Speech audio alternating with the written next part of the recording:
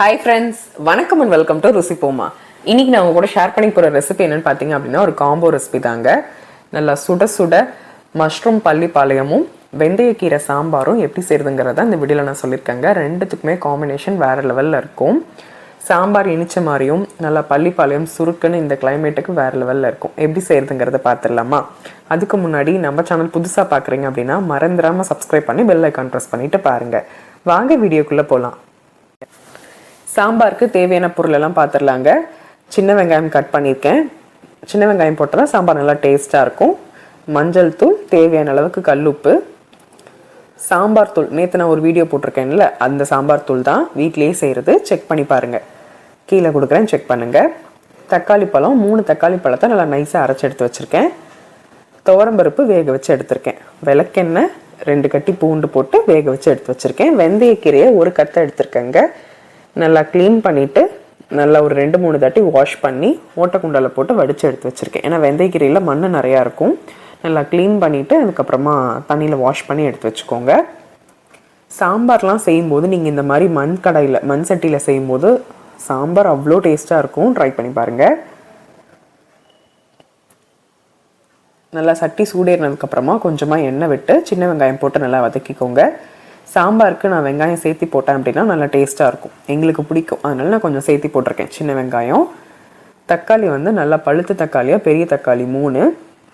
நீங்கள் சின்னதாக யூஸ் பண்ணுறீங்க அப்படின்னா 5-6 தக்காளி கூட யூஸ் பண்ணிக்கலாம். இந்த மாதிரி நம்ம கீரை போட்டு சாம்பார் செய்கிறதுக்கு எல்லாமே தக்காளி பழம் சேர்த்து போட்டு செய்யுங்க. ஏன்னா நம்ம புளி ஊற்ற மாட்டோம் கீரை போடுறதுனால, தக்காளியில் இருக்க புளிப்பு தான். அதனால் நான் பெரிய தக்காளியாக 3 தக்காளி எடுத்திருக்கேன். சின்னது எடுத்திங்க அப்படின்னா 5-6 எடுத்துக்கோங்க. தக்காளி கூடவே மஞ்சள் தூளும் தேவையான அளவுக்கு உப்பு ஆட் பண்ணிக்கலாம். நல்லா மிக்ஸ் பண்ணி விட்டுருங்க. தக்காளியில் இருக்க பச்சை வாசம் போனதுக்கப்புறமா நம்ம எடுத்து வச்சுருக்க சாம்பார் தூள் ஆட் பண்ணிக்கலாம். நான் 2 டேபிள் ஸ்பூன் யூஸ் பண்ணுறேன். உங்கள் காரத்துக்கு தகுந்த மாதிரி நீங்கள் அட்ஜஸ்ட் பண்ணிக்கோங்க. அவ்வளோதாங்க, சாம்பாருக்கு தேவையான பொருளே இவ்வளோ தான். நல்லா கொதி வந்துருச்சு. அளவான தண்ணி ஊற்றி ஒரு தட்டு போட்டு மூடி வச்சுருங்க. இது நல்லா கொதிக்கட்டும். நல்லா கொதிச்சு பச்சை வாசம் போய் தக்காளி நல்லா சுண்டி வரும் பார்த்தீங்களா, அந்த டைமில் உங்ககிட்ட நான் காட்டுறேன். 5 மினிட்ஸ்க்கு அப்புறமா பார்க்கலாம். ஓப்பன் பண்ணி பார்த்துடலாங்க. ஒரு 5 நிமிஷமாக குக் ஆகிட்டுருக்கு. பாருங்கள், தண்ணியெல்லாம் நல்லா சுண்டி பச்சை வாசம் போய் நல்லா திக்காக இருக்குங்க.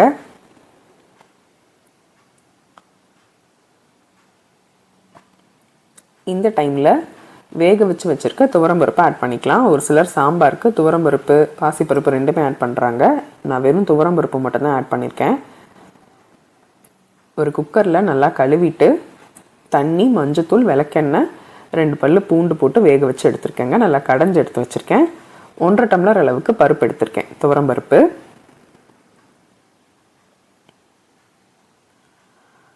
பருப்பு ஆட் பண்ணியாச்சு. ரொம்ப திக்காக இருக்கனால நான் கொஞ்சமாக தண்ணி ஊற்றிக்கிறேன்.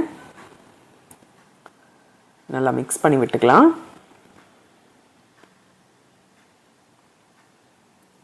பருப்பு போட்டதுக்கப்புறம் நல்லா கொதிக்கட்டுங்க. பாருங்கள், இந்த மாதிரி நல்லா கொதித்து நுரைச்சி வந்ததுக்கப்புறமா நம்ம க்ளீன் பண்ணி வச்சுருக்க வெந்தயக்கீரை போட்டுக்கலாம்.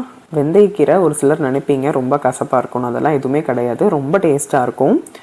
நீங்கள் வெஜிடேரியன் ரெசிபீஸ்லாம், ரெஸ்டாரண்ட் ஸ்டைல் கிரேவிலாம் செய்கிறீங்க அப்படின்னா நீங்கள் காஞ்ச வெந்தயக்கீரை போட்டிங்க அப்படின்னா ரொம்ப டேஸ்ட்டாக இருக்கும். கசக்காது, அது ஒரு ஃப்ளேவரில் நல்லாயிருக்கும். ட்ரை பண்ணி பாருங்கள். கசூரி மேத்தின்னு சொல்கிறது இது தாங்க. வெந்தயக்கீரையை நல்லா க்ளீன் பண்ணிவிட்டு வெயிலில் காய வச்சு எடுத்து வச்சுக்கிறாங்க. அதுக்கு பேர் தான் கசூரி மேத்தி. நீங்கள் 65 சிக்கன் 65, கோபி 65, நீங்கள் எந்த 65 செஞ்சாலும் அதில் கொஞ்சமாக கசூரி மேத்தியோட ஃப்ளேவர் ஆட் பண்ணிங்க அப்படின்னா ரொம்ப நல்லாயிருக்கும். ட்ரை பண்ணி பாருங்கள். அவ்வளோதாங்க, கீரை சீக்கிரமாக வெந்துடும். வெந்தயக்கீரையை போட்டுட்டு ஒரு 3 மினிட்ஸ் தான், அதுவும் சட்டி நல்லா சூடேறனால நல்லா கொதிச்சுக்கிட்டே இருக்குது. ஒரு 3 மினிட்ஸ்லேயே பாருங்கள் கீரை நல்லா வெந்துடும். கீரை நல்லா வெந்ததுக்கப்புறமா அடுப்பு ஆஃப் பண்ணுறதுக்கு முன்னாடி 1 ஸ்பூன் அளவுக்கு நாட்டு சக்கரை போட்டு ஆஃப் பண்ணிவிடுங்க. அவ்வளோதான். சுட சுட சாதத்தில் ஊற்றி சாப்பிடுங்க. மஷ்ரூம் பள்ளிப்பாளையம் எப்படி செய்கிறதுங்கிறத பார்த்துடலாம். ஒரு கடாய் வச்சு கடாய் நல்லா சூடேறினதுக்கப்புறமா நல்லெண்ணெய் ஊற்றிக்கலாம். நான் கேமரா ஆனில் இருக்கிறதா நினச்சி எடுத்துகிட்டு இருந்தேங்க, ஆனால் கேமரா ஆஃப் ஆகிடுச்சு. ஓகே, நான் சொல்லிடுறேன். எண்ணெய் நல்லா சூடேறினதுக்கப்புறமா கட் பண்ணி வச்சுருக்க சின்ன வெங்காயம், ஒரு 15 போல் சின்ன வெங்காயம், 5 வரமிளகாய் விதை இல்லாமல் ஆட் பண்ணிக்கோங்க. ஒரு இனுக்கு கருவேப்பிலை, வெங்காயம் நல்லா வதங்கினதுக்கப்புறமா ஒரு பேக்கெட் மஷ்ரூம் க்ளீன் பண்ணி கட் பண்ணி ஆட் பண்ணியிருக்கேன். அது கூடவே மஞ்சள் தூளும் தேவையான அளவுக்கு உப்பும் ஆட் பண்ணிக்கோங்க. நல்லா மிக்ஸ் பண்ணி விட்டுட்டு தேங்காவை கட் பண்ணி ஆட் பண்ணிக்கலாம். தேங்காய் உங்கள் விருப்பம்தான்.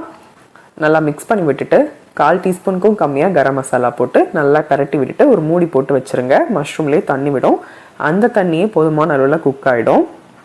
லோ டு மீடியம் ஃப்ளேம்லேயே ஓப்பன் பண்ணி கிளறி விட்டுக்கிட்டே இருங்க. பாருங்கள், தண்ணியெல்லாம் நல்லா சுண்டி மஷ்ரூம் நல்லா சூப்பராக குக் ஆகிடுச்சு. மணக்க மணக்க வெந்தயக்கீரை சாம்பாருக்கு மஷ்ரூம் பள்ளிப்பாளையம் வேறு லெவல் காம்பினேஷனாக இருக்கும். இது வரைக்கும் ட்ரை பண்ணாமல் இருந்தீங்கன்னா டெஃபினட்டாக ட்ரை பண்ணி பாருங்கள்.